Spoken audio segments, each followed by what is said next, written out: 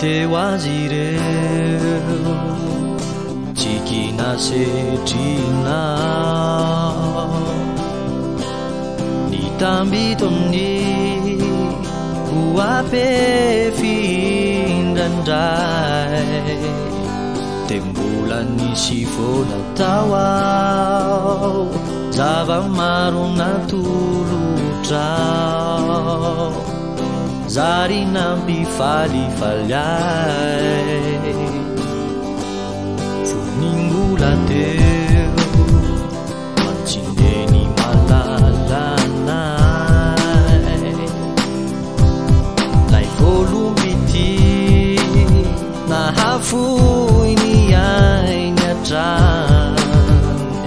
fa mamikolory zizay na de efa nandao anay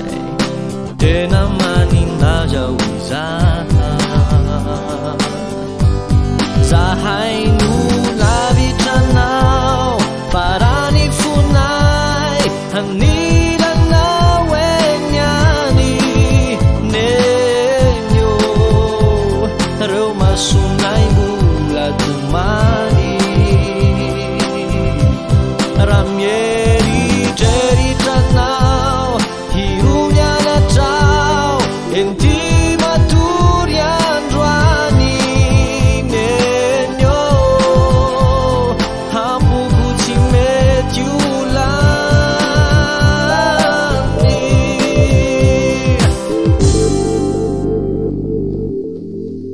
itirity tsy faty mandraky izay fa iriary hanabaka bakenindray